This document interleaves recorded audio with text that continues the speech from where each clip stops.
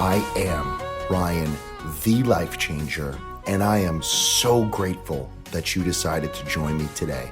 This podcast is called Unlock the Power of Your Mind. Let me ask you a question. Are you ready for your life to change? Are you ready to unlock the power of your mind?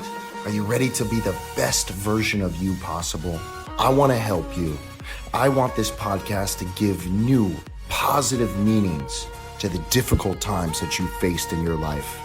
And I want to help you become the best version of you possible. This is your time. The change is happening for you now. I know you're ready.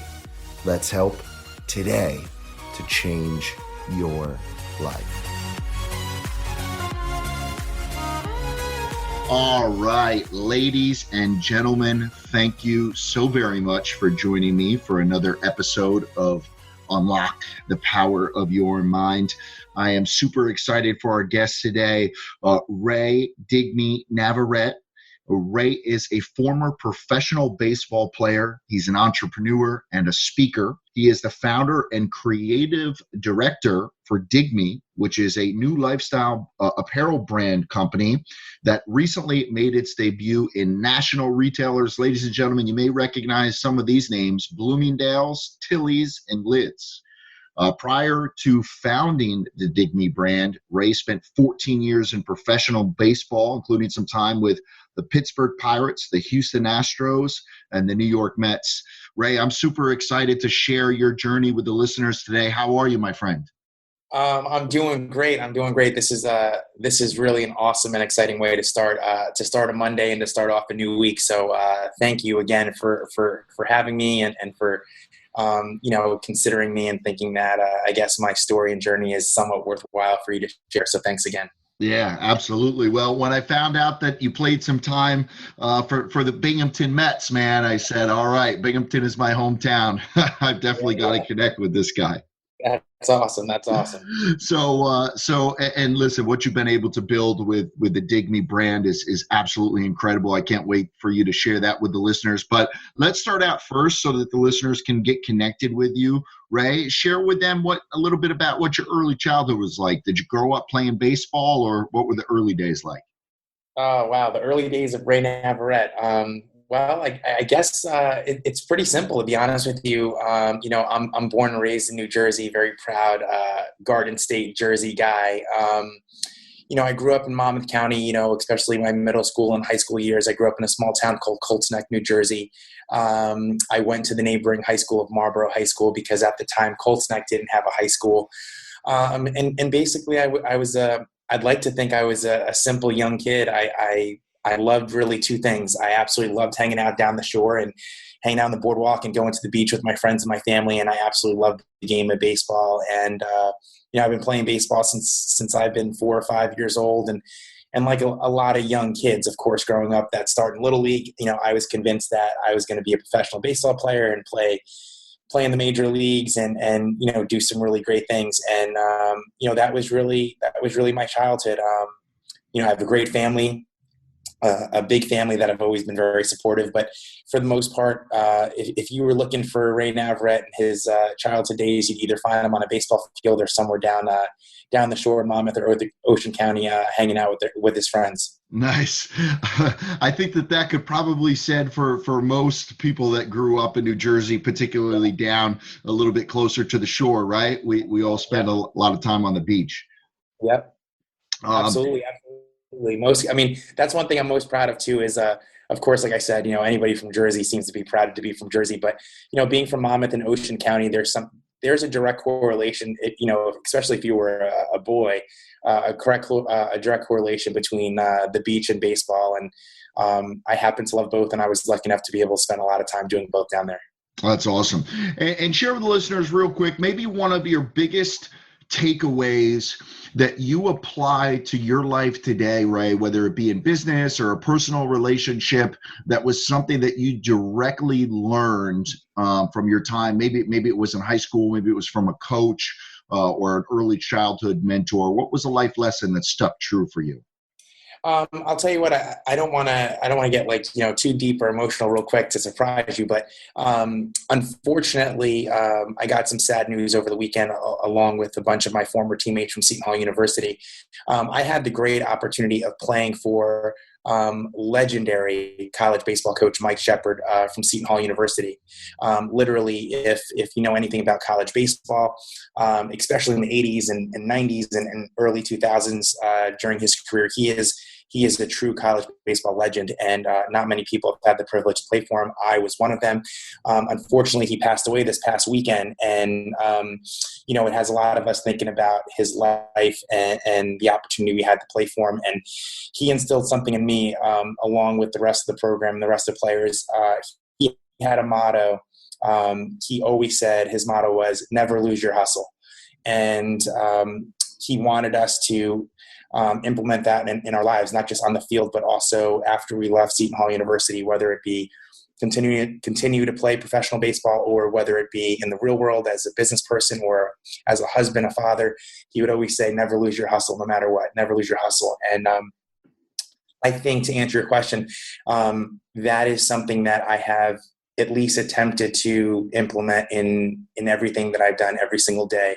Anybody who knows me knows that, I make a million mistakes. I lead the league in mistakes. I say that all the time as a baseball analogy. But one thing I think that I'm really good at, and I take a lot of pride in, is the fact that I keep hustling. I keep moving. I keep believing that, if you work hard at something, you can pull something off. And I think that, I learned that from my parents as well, but going to Seton Hall and having Coach Shepard instill that in us, but also have that motto, front and center, in our locker rooms, in the dugout. It's something that has stuck with me forever. And I think that I still continue to live by that each and every day. So never lose your hustle, in honor of my coach Shep. I think that's the answer today. Yeah, well, sorry to hear about your loss, and I know what it's like to have an important coach figure in your life that can sometimes take that father figure on, or at least somebody that you very much respect in the sense of all aspects of life guidance. So sorry to hear about your loss, but we have an opportunity to honor him today and sharing that message, right? Yeah, absolutely. I think, like I said, he lived a very beautiful life, and unfortunately, that's part of the gig for all of us. We all have to experience those kind of things. But he lived a great life. And I think to myself, and I'm sure you have, with what you're doing here with your podcast, ultimately we want to impact as many people as we possibly can. And when you look at a coach or you look at an educator like teachers or anybody for that matter, if you have an opportunity to touch or mentor young people in hopes that when they grow up, they're going to be the best version of themselves, I think it's just a gift. And he was really, really, really good at it. And I think that he'd be pretty pumped up to know that I was, doing an interview this morning and I'm still out there trying to achieve my dreams and still hustling. So I'm sure he's pumped up that you and I are getting a chance to talk. Yeah, love it. Love it. So let's move on from college baseball. From the college baseball, were you excited? We're looking at a big drafting. Like, share with the listeners kind of what the story was or what the outlook was for you as you started to leave the college ranks and go professional. Yeah, you're going to be very surprised with its answer, to be honest with you. Not to sound very cliche, but I say this all the time. I don't necessarily think I was ever really good at baseball. And I say that kind of in jest. I understand that I did very well in high school. And of course, I had to if I was able to get some sort of attention in colleges. But I was never the guy that was like the 5-tool player. I was never the big time potential draft pick out of high school. I was just the kid that really loved the game. I was a good athlete, but I worked really, really hard because, like a lot of people in life, I was told from the get-go that I might be too small or too skinny, or I wouldn't be able to hit at the next level. So when I was told that at a young age, I just worked really, really hard to prove those people wrong. And it started in high school, and I was very lucky to excel and put up some big years, especially my senior year at Marlboro High School, which is probably what ultimately earned me the opportunity to even step foot on the Seton Hall campus. But even there, when I got to Seton Hall, there was no guarantee I was ever going to start a game there, let alone put up some of the seasons that I did. I was very lucky enough to excel and stand out at Seton Hall University, which has a very, very storied history there. The likes of Mo Vaughn and Craig Biggio and John Valentin. And then, of course, I got to that bubble player where professional scouts started talking about whether or not I was draftable. Was I good enough? Could I play at the pro level? And that in itself is an accomplishment. If pro scouts are talking about possibly drafting you, that must mean that you're doing something well. Unfortunately for me, enough scouts didn't believe that my ability at the college level in the Big East would translate. So the draft came and went as a junior. The phone never rang. I didn't get drafted. And then senior year, I put up a really big year, and our team was just incredible. We were we were a 40-win season in the Big East, so one of the best teams in the country. And I heard rumblings that I was going to get drafted. I believed that I was, and then the draft came and went, and the phone never rang. And it was a pretty disappointing moment because I was convinced I would get drafted at some point. Yeah, let's stop there, Ray, because sometimes in life, it doesn't necessarily have to be with sports, but sometimes for an entrepreneur, right? They're hoping they're going to get that big phone call, and it doesn't come. So what actionable strategies can you share with the listeners on how, while as human beings, we're going to experience that feeling of disappointment, you didn't let it cripple you because you continue to move on? I think that's incredible. So share with the listeners how you did that. Yeah, I mean, honestly, I don't want to sound like this is like such a layman or very simple answer, but it's kind of true. I think each of us, whether it's sports or business or personal, you have a choice. And the choice is, if you get a no, of course, you're going to take some time to feel hurt, to feel disappointed, to maybe even just sit on the couch and sulk for a little bit. I mean, we're human. But ultimately, you have a choice. You have to say, okay, am I going to listen to the no? Or am I going to pick myself up and say, I'm going to work hard enough to convince them to say yes? And I think that was my game plan. When the draft came and went, I told myself that I was going to play pro ball at some capacity. So I was going to either try out for, go the independent route or do something. And luckily for me, the phone call rang and the Pittsburgh Pirates called and signed me a couple of days later. So my answer would be to anybody, whether it's business, academics, like I said, personal or sports. Some of the most successful people that I have met, have the privilege of playing with or working with, have been told numerous times no, big no's. And sometimes a lot of us, when we're told no, we just say, okay, and we go a different direction and we kind of listen to the no. I think ultimately we all have to look in the mirror and say, okay, just because I was told no, or that you can't or you won't, doesn't necessarily mean that really is the final outcome. If we choose to listen to the no, then it will be. I'm just grateful for whatever reason, I have it somewhere in me that I'm just allergic to no's. So I would recommend to people that believe in themselves, even if the majority of people don't believe in them, get allergic to no. Just smile it off and keep working hard. But I will give a little disclaimer and warning, and maybe we'll get into this. If you choose to be allergic to no's and you're willing to keep pushing forward and to keep battling to prove that you're deserving of that opportunity or to earn a yes, it's going to be a bumpy road. And it's going to hurt, and there are going to be a lot of tough days and a lot of lonely nights. But if you have it in you to keep pushing, you can turn a no into a yes. So to answer your question, I would just say just get allergic to no's and smile and keep pushing forward. Oh, man, that is so powerful. I want to repeat back for the listeners what you said, because that's incredible, Ray. You said, am I going to listen to the no, or am I going to work so hard to get them to say yes? Let's break that down for a second. Am I going to listen to the no? How powerful is that, man? Just because we get told no doesn't mean we have to listen to it, right? No, listen, and I'm still learning. I joke around like I'm in like a midlife crisis because I still feel like I'm the same, the same age as when I was in my 20s and stuff when I just left Seton Hall. But I really do believe this, and I still struggle with it a little bit. If someone tells you no, it doesn't mean that's really the answer. They're telling you no now. They're telling you no for today. They're telling you no because it's no at this moment. It doesn't necessarily mean that that's going to be the final outcome, but it will be if you choose to listen to it. And I know that life is tough and we have responsibilities and people have to pay bills and take care of friends and family members, and you have to do what you have to do. I totally get that. But if each one of us could find a way to keep that goal alive, to keep that dream alive. Sometimes no's are the biggest fuel to creating a better yes. And I just think that if you really believe in what you want to accomplish, and like I keep saying, just get allergic to no's and smile and just push forward and keep working hard until you get your yes. It can happen. But like I said, ultimately it's a choice, and each of us have to choose whether or not we're willing to go through the long road to get to that yes, because it can be a long road. That is true. Yeah, and the working hard part, right? Because sometimes people get told no, but then they're not willing to put in the hard work that it takes to get them to say yes. And obviously, that you've exemplified what that looks like in your life. So yeah, I mean, and you know very well, and this is not at all a jab at anybody, but a lot of people, it's easy to get motivated when you see or you hear your favorite song, or you see like a motivational video, or you read a book, or even a family member or friend sit you down over dinner and gives you the old pep talk, like you can do anything.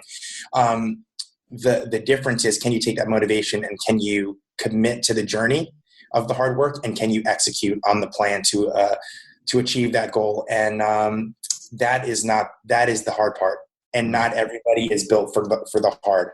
And I think that it's like being an athlete. You have to train, and if you train enough, you can be built for the hard. So I think each one of us struggle with that each day, to choose whether or not we want to listen to no's or not. yeah, absolutely. All right, so let's take the next step. You get the call from the Pirates. Now what's going through your mind? Like, were you expecting the call from them? It came out of the blue. Share with the listeners what emotions you're experiencing at that point.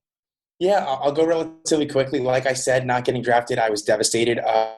One, because I was disappointed. I thought I was deserving, but that's life, that's business. I mean, it happens. And there's just not enough room. There's so many talented people. So, a lot of people forget, and a lot of players get bitter, like, oh, why didn't I get drafted, or why didn't I get to the major leagues?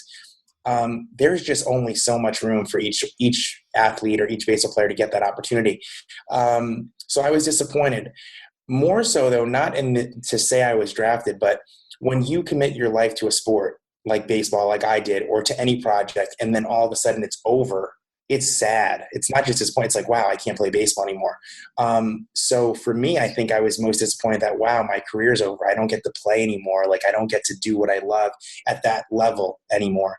But then the Pirates called a couple of days later, and it was like a roller coaster. You go from, wow, I'm done playing, to I'm getting a chance. And I was pretty pumped. I got a contract and had the Pittsburgh Pirates logo on the contract, and I signed it, and I was just grateful. And, you hear whispers, you know how long the ladder is. And I would say that the majority of people thought that I would play that summer and get released in the off season. And I was lucky enough to keep my head above water and open some eyes. And my pro career lasted a heck of a lot longer than I or anyone else probably thought. So it was really cool. And I went from being a Seton Hall Pirate to a Pittsburgh Pirate for the next 5.5 years. And it was a really dope experience. I'm grateful for it. Yeah, that's cool. You got to kind of keep the same name in a sense, right?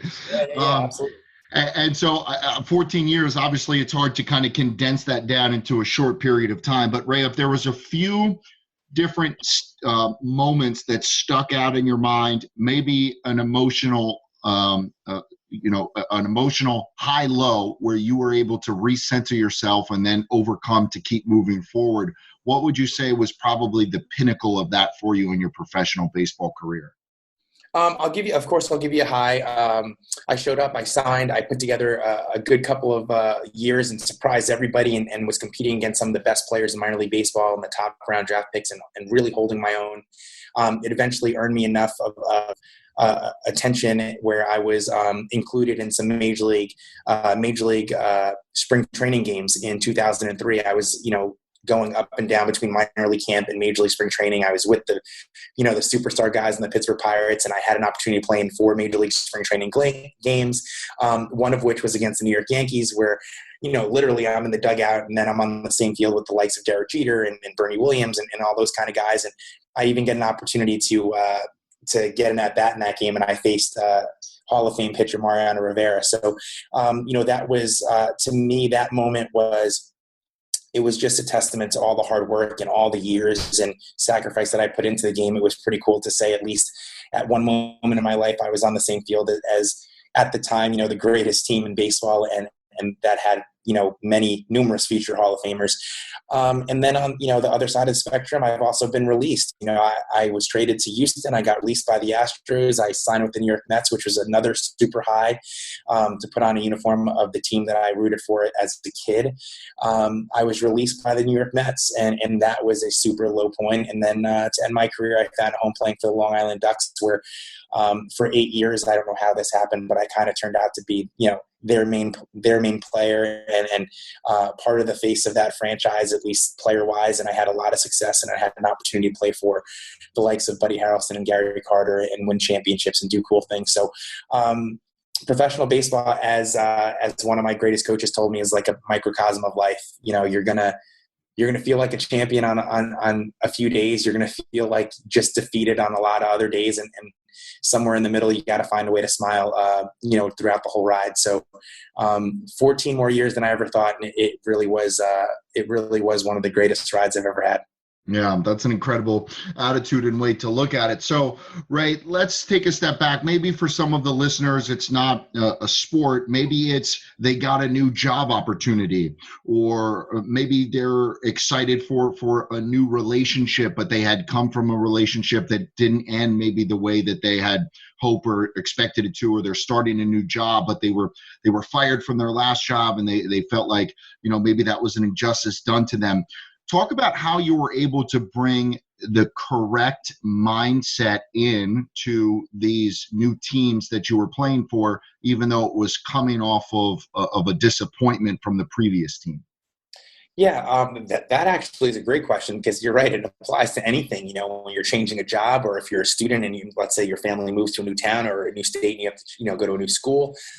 I always looked at it like this, and it was nerve-wracking at times, but I always looked at it like it was another opportunity to start like painting your canvas. Yes, maybe the ending of the previous relationship or the previous team or the previous school may not have ended the way you wanted to, but every time you walk into a new office or a new school or a new clubhouse to play for a new team, you have an opportunity to be a better version of yourself. You have an opportunity to get better grades in school. You have an opportunity to be a better teammate or to be a better player, and or both, hopefully.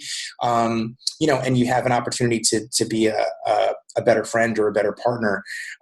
So that's how I always looked at it. I mean, I like to think that there are some things that I do really well in life. And I also am very well aware there are a lot of things that I'm not really good at, or, there are a lot of dents in my armor. But as I got older, especially through my pro career, I think I got better at some things. I think I handled myself a little bit better in my 30s than I did when I was playing baseball in my 20s. And that's not to say that that I didn't have a lot more room to improve on those kind of things too. I just think that if anyone out there is listening and they're going through some sort of transition, whether it be work, personal, or athletics, just remember this: if someone hires you at any level or position, it's good to be wanted. It's good to have an opportunity. If you're about to jump into a new relationship, it's really good to know that someone is interested enough to give you their time. And if there's a team out there that puts you on their roster, whether it's a teenager playing travel ball or an adult playing professional baseball, there are hundreds of thousands or millions of people that would love to have that roster spot. So, I would say just be grateful for the opportunity to, clean off that canvas and start painting all over again. And every time you step foot in one of those opportunities, you have an opportunity to be better than you were the last time. Absolutely. 100%. So the professional career comes to an end for you. Did you have a vision in your mind, Ray, of where you wanted to go next, or what is kind of your outlook as your professional career is wrapping up? Yeah, one thing I think, like I said, one thing that I knew from the beginning was, and sometimes I joke around, I kick myself, I always choose to do the difficult things. Like, for example, attempting to get to the major leagues is an opportunity that not many people can do. So of course you have to take it, but there are some downfalls to that. A player who doesn't get an opportunity probably gets to jump into the real world at 22 or 23 and put in their time and get a career and build a career. Now that when they're in their 30s and 40s, they have established something. I went and played baseball. And then when I retired, I decided I didn't want to do anything with baseball. A lot of people asked me if I wanted to coach, if I wanted to get into a major league organization and start in the minor leagues and start coaching and maybe build a career doing that. I had no desire or ambition to do that. I had the same lack of desire and ambition to do it at the college level. I always wanted to build my brand. I just wanted to build Digmi. I wanted to do it more so not to make clothes only, which I am into, but I wanted to build a brand that would help to motivate and inspire people to embrace who they really are, to be proud of their personality, to go out there and try not to fit in and really stand out, being who they are. And at the same time, while they were doing that, possibly, wear some really cool clothes and accessories that myself and our team are making.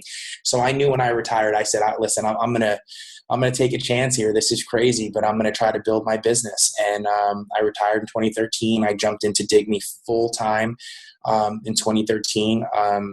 We've been going hard now for 5 years, and I'm proud of a lot of things that we've accomplished, but we have such a long way to go. We're still tiny, but like I told you earlier, I believe that if we stay allergic to the nose and we keep working hard, we'll be able to get our yes down the road. So to answer your question, I went from baseball to building a brand. This is my passion, and I'm hopeful that my perseverance will pay off, and we'll be able to get this thing to where I think it can get to one day.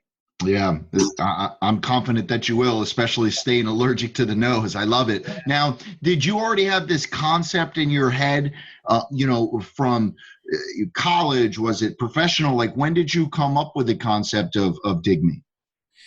It's a funny story. I won't take up too much time. I mean, bottom line, this is my nickname. So Digni was my nickname. I was playing in the Pittsburgh Pirates organization in 2003. Some of my major league teammates and guys that were like, the superstar guys that were awesome. They noticed that I would show up to the clubhouse or the facility every day with a different hat on and a colorful pair of sneakers and a backpack. And ironically, I still dress like that today.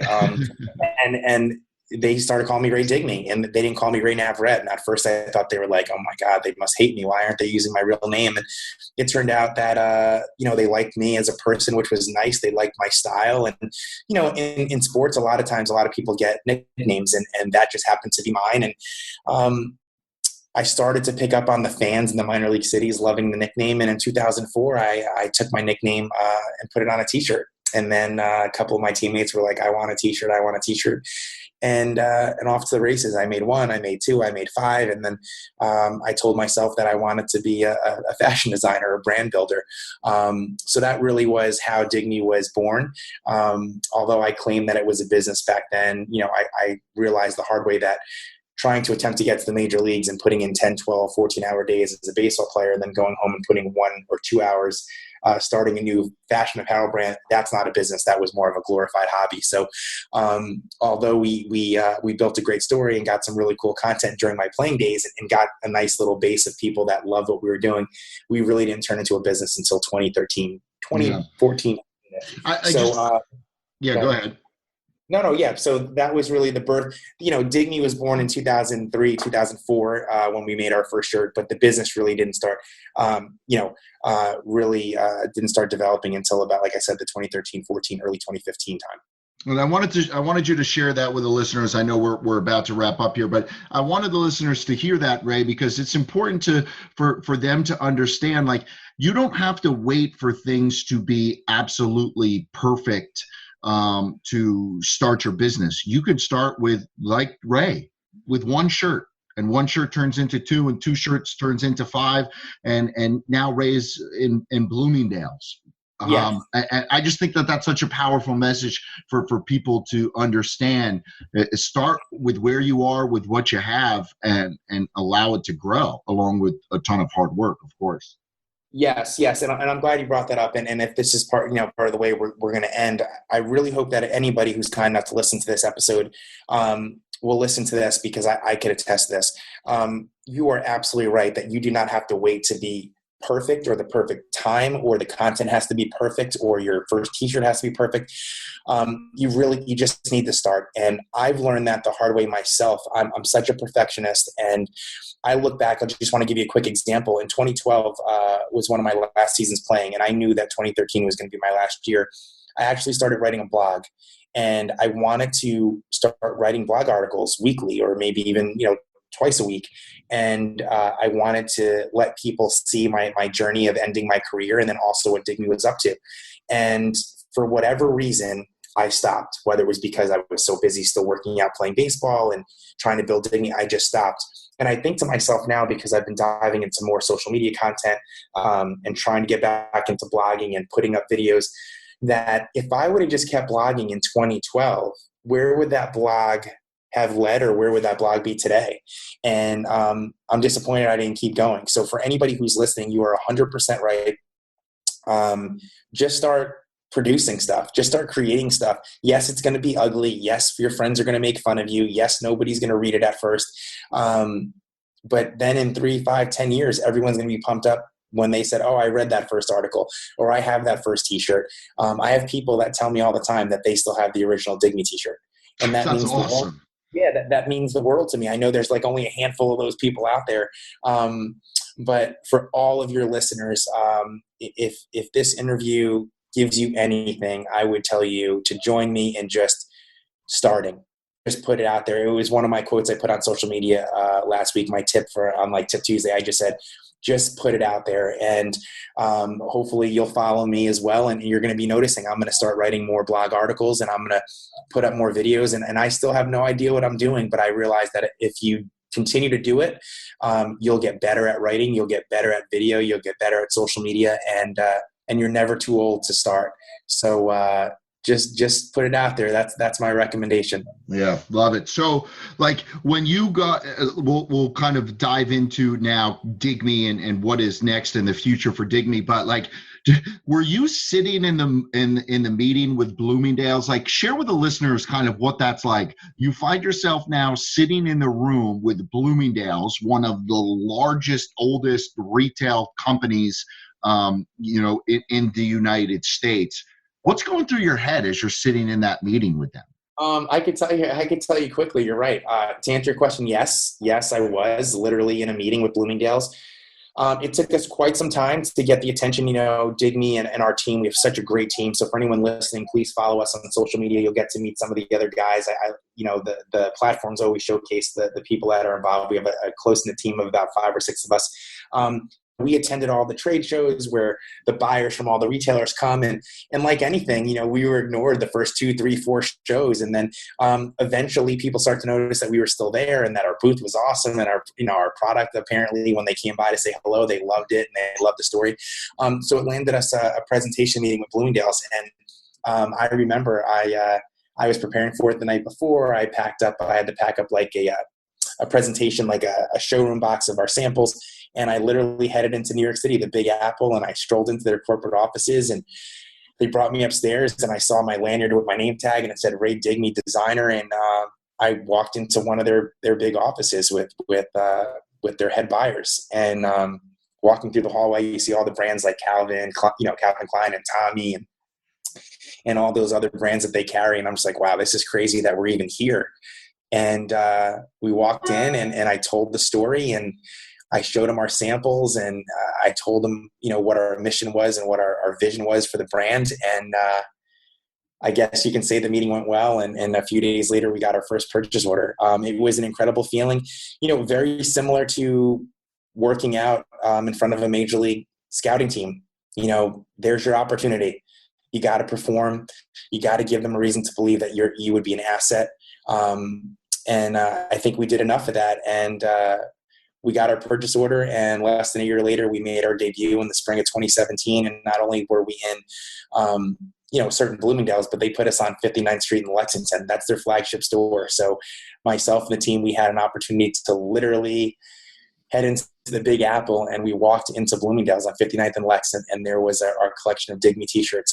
And I said it that night, and I'll say it for the rest of my life, whether or not we ever get back into Bloomingdale's, whether or not we turn out to be the biggest brand in the industry or not, no one will ever be able to take that away from our team. And it really was an incredible experience. Yeah, that's awesome. I was just going to ask you, how much of a parallel was there as you're getting on the elevator to go into the meeting with Bloomingdales versus that feeling that you get, maybe walking out of that locker room in spring training, knowing that you're going to get to step on the field with Derek Jeter and get a hit off of Mariano Rivera. Was it kind of a similar feeling for you, Ray?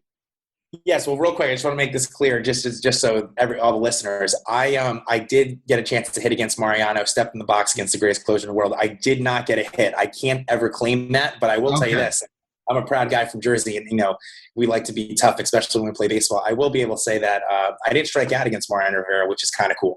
Okay, because he struck out a lot of people for our listeners that aren't familiar with baseball. Yes. And he broke a lot of bats. But to answer your question, walking into that Bloomingdales meeting, what is very similar to a lot of the experience I had in baseball. Whether it be when you showed up for your first spring training. I remember my first spring training with the Pittsburgh Pirates and seeing 175 plus guys in the same uniform, and taking a deep breath and saying, how in the world am I going to stand out? It was very similar to when I walked up in the Bloomingdales offices in New York City and seeing all the big brands that I'm so used to seeing and saying, how in the world is Digmi going to close this deal, with all these other brands? I've always said this, my journey in baseball is very similar to Digmi. Against all odds, you have to prove to people that are big believers in other players that have already established themselves that you're good enough, that you can compete, or that you can hold your head above water and hang with those guys. I think the hardest thing is earning the opportunity. And then once you get there, if you perform, then it's then it's an even playing field. Once you perform, everyone believes in you. The hardest thing is convincing people to believe in you before you have no numbers. Going into that Bloomingdale's office was very similar to my first spring training with the Pittsburgh Pirates. Staying confident, keeping a smile on your face, showing positive vibes in that meeting, and all the while knowing you're super crazy nervous on the inside, but you still have to perform. Yeah, I think that's such a powerful message, right? You're in spring training, you're against 175 other professionals vying for the same spot as you. You're walking into Bloomingdale's, you're amongst the likes of Calvin Klein and all of these big retailers that are doing or trying to do the same thing as you. And so many times in life, I think that we can't, and I've been guilty of it at times too, where we look around at everybody else and maybe we compare ourselves, or we think, oh, I'm not as tall, or I'm not as strong, or I'm not as good looking, or I'm not as smart. And sometimes we can put ourselves at a disadvantage before we ever step out on the field, before we ever step into the meeting, before we ever go on that first date. So what advice do you have for the listeners on how they can have the confidence and the belief in themselves like you did when you were playing professional ball or going into that meeting? Yeah, it's a great question and great point. And I'll start by saying this. I struggle with this as well too. I think we all do. I think anyone who doesn't admit this is probably not telling the truth.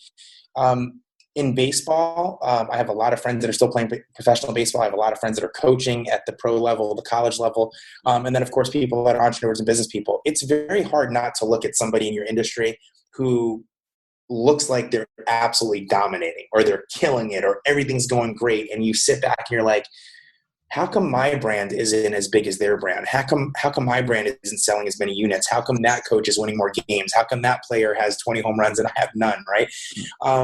You're absolutely right. Sometimes it's us that's really shooting ourselves in the foot. And what I'm learning now as I'm trying to re-energize and revamp our Digmi project and take it to the next level is there really is enough out there for all of us to win. There's enough out there for all of us to succeed. And if you just focus on you, or if you just focus on your product, on your story, that's what's the most compelling. That's how you're going to land the job. That's how you're going to sell the product. That's how you're going to earn the opportunity.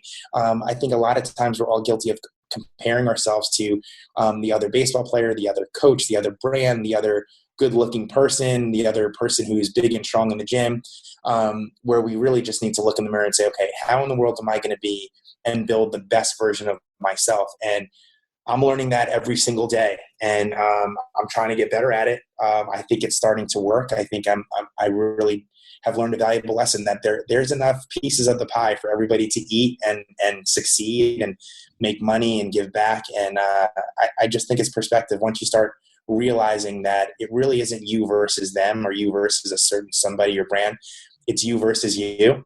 I think that's when you start seeing the most progress. Yeah, you versus you, and that there's an abundance of opportunities out there as long as you stay focused on the abundance instead of the comparison. So, Yep.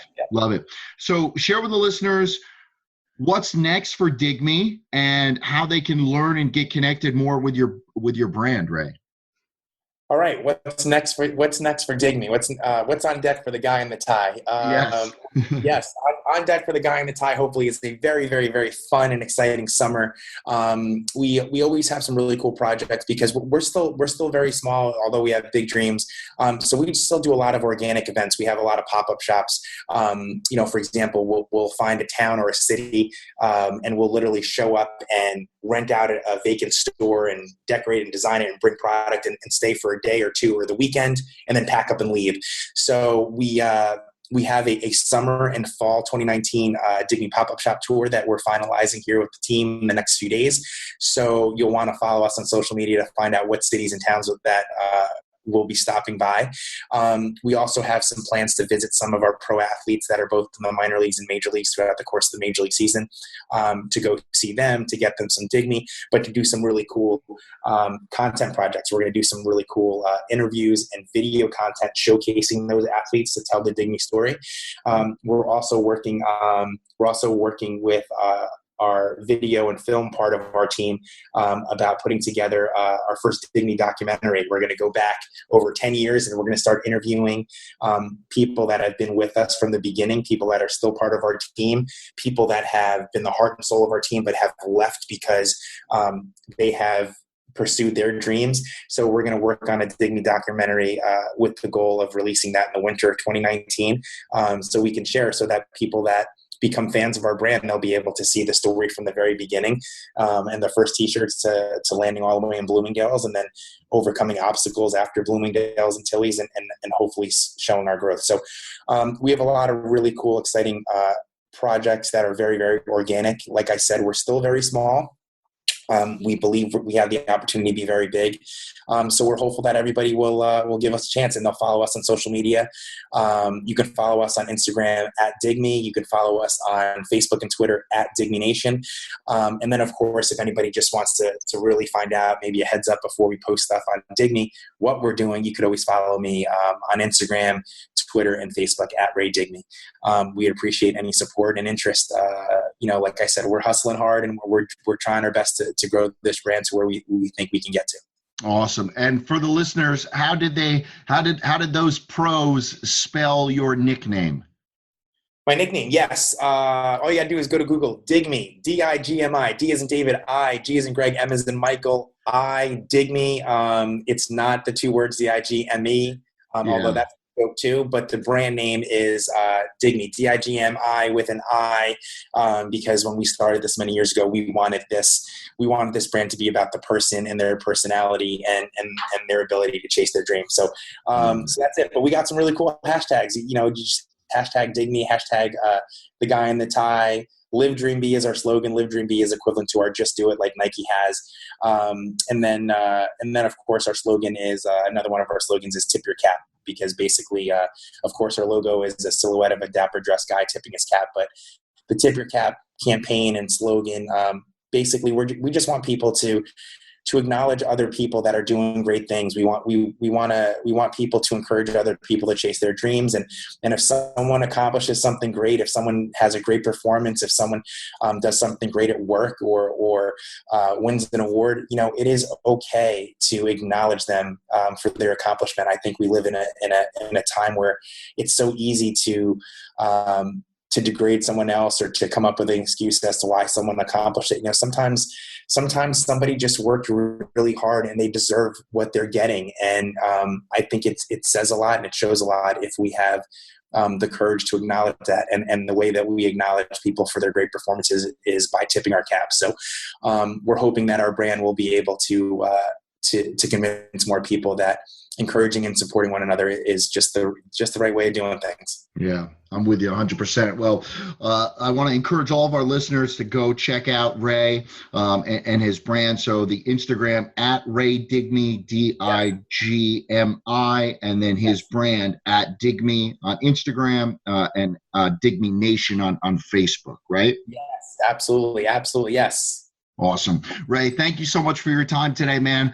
I love how there are so many parallels between your journey in your baseball career and your professional career now with Digmi as the Thai guy that you say. I like that.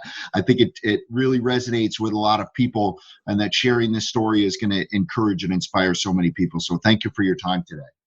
No, listen, thank you so much for your time. I've become a fan of what you're doing, and I know the likes of the people that you have interviewed. So for you to give me a few minutes, this means the world to me, especially since I've jumped into the world of podcasting and speaking myself. I look forward to listening to what you're doing and learning from you moving forward. So super thank you for your time and your interest and support. This was an awesome way to start a Monday morning. I wish all Mondays could start like this. Me too, my friend. Well, listen, have a great day, and definitely excited to see where you're going to take the Digni brand. I know that you guys are destined for big things. Awesome. Thank you so much again. All right, guys. Remember, Digmi, live, dream, be. Love it. Bye. Ladies and gentlemen, I just want to say from the bottom of my heart, thank you so much for taking the time to listen to this podcast today. My prayer is that it has helped to change your life